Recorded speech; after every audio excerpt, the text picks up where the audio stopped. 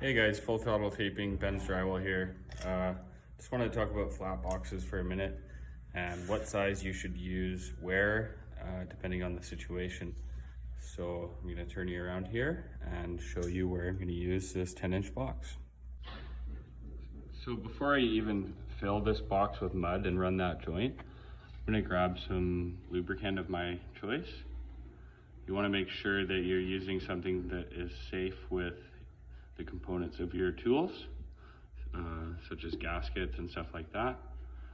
So basically what I'm going to do is find a clean spot here and then push that in and then just give it a quick spray around there, and that's just going to make it slide a lot easier, make it easier to clean at the end of the day. You're going to be using the 10-inch box to fill this.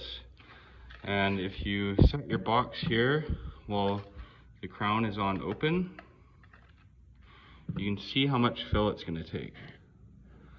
So right there, you see where the light stops, right at the edge on each side.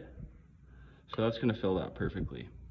Try this on 2 and see how it goes.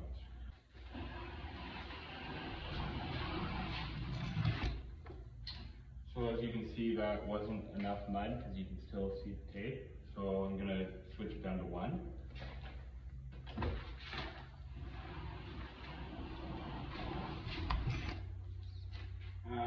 So that's a little bit better, but we're just going to open it right up and try to hide those tapes completely, but also keep the joint nice and flat and full.